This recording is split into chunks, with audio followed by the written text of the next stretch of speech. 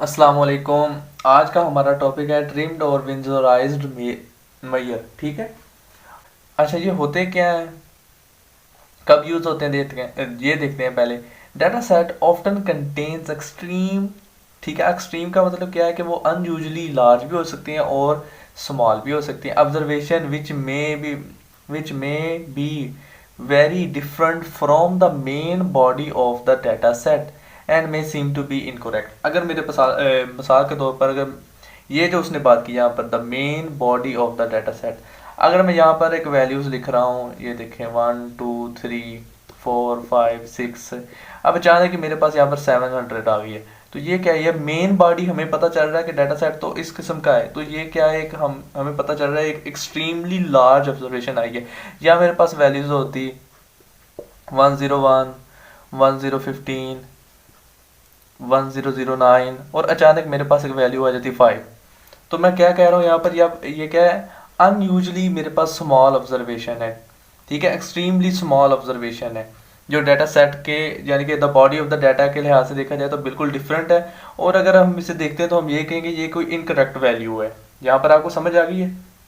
अब ये जो ऑब्जर्वेशन हमारे पास आई है, ऐसी ऑब्जर्वेशन, सच एक्सट्रीम ऑब्जर्वेशन जो होती है, उन्हें हम क्या कहते हैं, उन्हें हम आउटलायर भी कह सकते हैं और उन्हें हम वाइल्ड ऑब्जर्वेशन भी कहते हैं। एक्सट्रीम ऑब्जर्वेशन कह लें, वाइल्ड ऑब्जर्वेशन कह लें, आउटलायर कह लें, ये तीनों एक ही चीज़ें होंगी। तो ऐसी सूरत जब हमारे पास पेश आ जाती है, तो आपको पता है कि जब हमारे पास हम मीन निकालते हैं, स्टैंडर्ड डेविएशन निकालते हैं, तो वो एक्सट्रीम वैल्यूज़ की वजह से क्या होता है, mean and standard deviation effect होता है। उसके आंसर हमारे पास ठीक नहीं आते, मिसलीडिंग आंसर आते हैं, किसके, मीन और स्टैंडर्ड डेविएशन के। यानी कि measure of central tendency and measure of dispersion, इनके हमारे आंसर क्या आ रहे हैं। जब हमारे पास डाटा के अंदर एक एक्सट्रीम ऑब्जर्वेशन होगी, एक वाइल्ड ऑब्जर्वेशन या आउटलायर होगा, तो इनके आंसर ठीक नहीं आएंगे। तो हमें क्या यूज़ करना पड़ता है, हम पिछले चैप्टर में देख के आए थे, हम मीडियन यूज़ कर लेते हैं। अब हम या इंटर क्वार्टाइल रेंज यूज़ कर लेते हैं। ठीक है, या क्वार्टाइल डेविएशन यूज़ करेंगे क्योंकि ये लेस सेंसिटिव है इन केस ऑफ अगर हमारे पास कोई डाटा के अंदर एक्सट्रीम ऑब्जर्वेशन पड़ी हुई हो। लेकिन अब इसका मतलब ये भी नहीं है कि अगर डाटा सेट के अंदर हमारे पास एक्सट्रीम ऑब्जर्वेशन आ गई तो हमने उन डाटा सेट को हल ही नहीं करना। जारी बात है, हमने उन डाटा सेट को फिर भी, अगर हमारे पास एक एक्सट्रीम ऑब्जर्वेशन प्रेजेंट है डाटा सेट के अंदर, तो उसके बावजूद भी हमने उसे एग्जामिन तो करना ही है। ठीक है, अब वो एग्जामिन करने की हमारी मर्जी है कि हम वो जो हमारे पास एक्सट्रीम वैल्यू है उसे एक्सक्लूड करते हुए करेंगे या हमें उसे कुछ मॉडिफाई करके करना है। तो ट्रिम वैल्यू एंड विंसर, ये हमारे पास जो है विंसराइज्ड मेयर जो है, हमें यही चीज़ करके बताएगा। अगर एक्सट्रीम वैल्यू आपके डाटा के अंदर आ गई है तो अपने उसे कैसे डील करना है। अब देखते हैं कैसे डील करना है। अब वो कहता है फॉर दिस पर्पस, किस पर्पस के लिए, जब हमारे डाटा सेट के अंदर एक आउटलायर, वाइल्ड ऑब्जर्वेशन या एक्सट्रीम ऑब्जर्वेशन आ जाए, तो हम इस पर्पस के लिए क्या करेंगे, we rather remove a certain percentage of the smallest and largest. अब ये देखें, स्मॉलेस्ट और लार्जेस्ट दोनों, ठीक है, smallest and largest observations to get so called trim data set. अब वो कहता है अगर हमारे पास एक डाटा सेट है, उसके अंदर हमारे पास एक्सट्रीम ऑब्जर्वेशन है, तो हमने ट्रिम डाटा हासिल करने के लिए क्या करना है, स्मॉलेस्ट ऑब्जर्वेशंस और लार्जेस्ट ऑब्जर्वेशंस उसमें से क्या कर देनी, रिमूव कर देनी। अब वो कौन सी करनी है, वो कौन सी परसेंटेज होगी, वो हम देखते हैं अभी। और यहाँ हम क्या करेंगे, रिप्लेस्ड, वो जो वैल्यू जो हम रिमूव कर रहे हैं उसे क्या कर सकते हैं, रिप्लेस भी कर सकते हैं by those next in magnitude to obtain what is called winsorized data set. अब ये दोनों चीजें देखें पहले, अगर हमारे पास ये दोनों डाटा सेट आ जाएं, ये देखते हैं। मैं आपको पहले एक डाटा सेट बना के दिखाता हूँ। अगर मेरे पास ऑब्जर्वेशन पड़ रही है ये 32 36, फिर 36 37 39 41 45 46 एंड 48। तो अब देखें मेरे पास ये ऑब्जर्वेशन पड़ी है। अगर मेरे पास इसका आ जाए कि यहाँ पर मेरे पास है क्वार्टाइल 1 और यहाँ पर है क्वार्टाइल 3, यानी कि लोअर क्वार्टाइल, अपर क्वार्टाइल। तो जब ट्रिम वैल्यू करनी है, उसने कहना कि ये जो क्वार्टाइल 1 से नीचे, याद रखें नीचे, ये वाली वैल्यू उसमें नहीं इंक्लूड करनी है आपने। इससे नीचे जो वैल्यू है वो रिमूव कर दो, इससे ऊपर जो वैल्यू है वो रिमूव कर दो। तो मेरे पास जो न्यू डाटा सेट बन के आएगा वो क्या होगा, 36 37 39 41 एंड 45। ये ऑब्जर्वेशन मेरे पास 5 ऑब्जर्वेशन रहेगी। तो वो ट्रिम हमने कर दिया है। ठीक है, अब आपको समझ आएगी हमने क्या किया, रिमूव सर्टन कौन सी परसेंटेज की है कि हमारे पास Q1 से नीचे जो है लोअर क्वार्टाइल से नीचे वैल्यू वो रिमूव कर दो, अपर क्वार्टाइल से ऊपर वैल्यू है वो रिमूव कर दो। अब इस ये जो हमारे पास डाटा सेट आया हम इसे क्या कहेंगे, ट्रिम्ड डाटा सेट।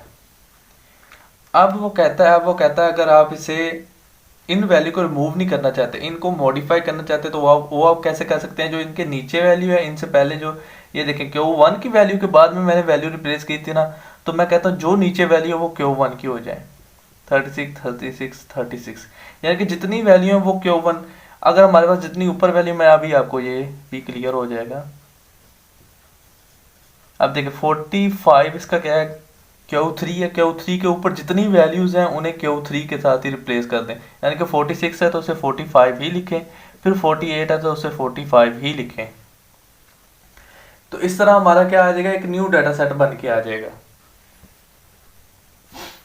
तो ये हमारे पास क्या था, ये हमारे पास ट्रिम्ड डाटा सेट है। अब ये हमारे पास क्या है, विजुअलाइज्ड डाटा सेट है। अब जाहिर बात है एक ट्रिम्ड डाटा सेट है तो आप उसका मीन निकालेंगे तो क्या कहेंगे हम, ट्रिम्ड मीन। अगर आप उसका स्टैंडर्ड डेविएशन निकालेंगे तो trimmed standard deviation, visualised mean and visualised standard deviation. आपको इसका पता चल गया होगा यहाँ तक अब तो।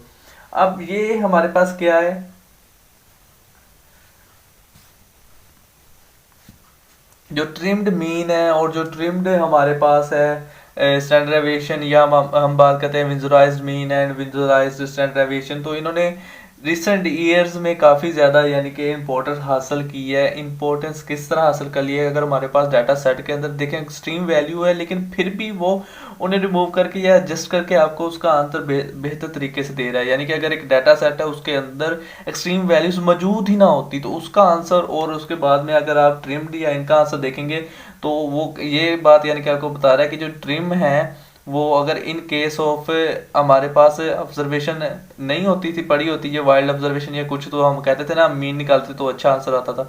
तो इन केस अगर हमारे पास पड़ी होगी तो ये ट्रिम वाला आंसर भी हमारा उतना ही बेहतर होगा जितना कि वो दूसरा था। इतने आपको समझ आ गया। अब हमारा सिर्फ क्वेश्चन करने वाला रह गया कि हम इसे करेंगे कैसे।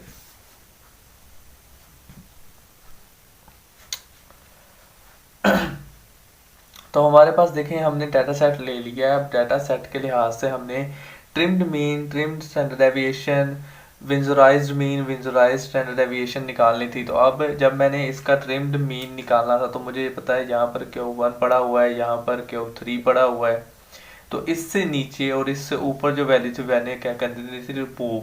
तो रिमूव जब मैंने किया तो मेरे पास ये 5 ऑब्जर्वेशन रह गया। अब इन 5 ऑब्जर्वेशन का मैंने जब मीन निकाला था तो उससे मैंने क्या कहना था, trimmed mean, trimmed standard deviation. Mean आपको पता है इन सभी वैल्यूज को मैंने प्लस करना था और इनकी नंबर ऑफ वैल्यूज पे डिवाइड करना था, तो मेरे पास आंसर आ जाना था, like sum of all the observation divided by number of observation.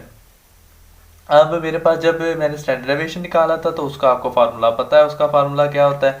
अगर आप ऐसे निकालना चाहते थे तो भी ठीक है, अगर आप ऐसे निकालना चाहते हैं, यहाँ पर स्केयर आएगा,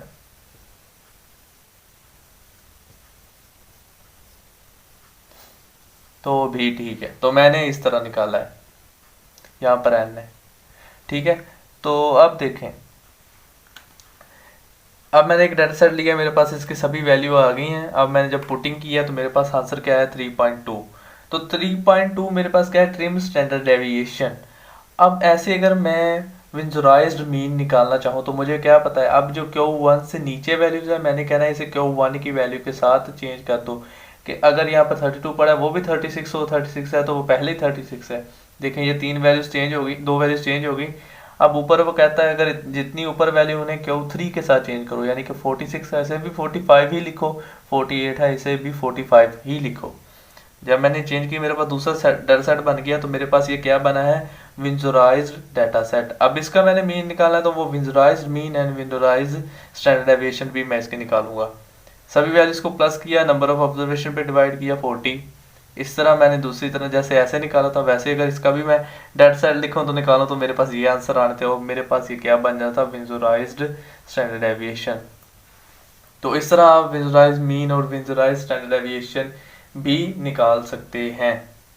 तो इनका आपको फायदा क्या होगा आपको पता ही है। अगर आप रियल लाइफ में देखें तो अगर मैं एक कैन ऑफ कोक लेता हूँ, ठीक है, रेगुलर कैन ऑफ कोक, तो उसमें अगर मैं कहूँ ना कि ऑन द एवरेज उसमें कितना है, 325 ml, यानी कि वो कोक वाटर होता है जो ब्लैक सा वाटर है वो वाला। अब वो क्या कहता है कि अगर इसमें अगर मैं ऐसे कोई वैल्यूज लेता जाऊँ ना, तो कोई वैल्यू एक बहुत एक्सट्रीम, यानी कि हो सकता है कि मशीन गड़बड़ कर जाए वहां पर, एक जब उसने कैन में फिलिंग की हो या दो में या तीन में, तो वो उन दो तीन वैल्यूज को क्या करेगा। अब जाहिर बात है वो दो तीन वैल्यूज एक्सट्रीम वैल्यूज की वजह से आपके डाटा में वेरिएशन तो आएगी। तो वो वेरिएशन अब वो जाहिर बात उसने कोई ना कोई देखना है चक्कर के मैंने अब किसके साथ अब मुझे बेहतर रहेगा करने के लिए, तो वो ट्रिम्ड के साथ भी कर सकता है। अब वो मीडियन भी इस्तेमाल कर सकता है, सारा कुछ। अब उसने वेरिएशन निकालनी है, हर चीज़ निकालनी है, तो उसे उसने क्या कहना कि यार मैंने अब ये चीज़ें भी निकालनी है, मुझे आउटलायर भी नहीं चाहिए। तो फिर हम ट्रिम्ड उसे कहेंगे कि भाई तुम ट्रिम्ड मीन यूज़ कर लो या मीनराइज्ड मीन यूज़ कर लो, आपका आंसर निकल आएगा। अगर आपको ये भी नहीं चाहिए, आप वो जो एक्सट्रीम वैल्यूज है वो भी इंक्लूड करना चाहते, तो आप मीडियन की तरफ मूव करें और क्वार्टाइल डेविएशन की तरफ मूव करें। तो इस तरह आपको रियल लाइफ में भी पता चल गया इसका कैसे यूज़ होगा। तो आज का हमारा टॉपिक इतना ही था, आज के लिए इतना ही। अल्लाह हाफिज़।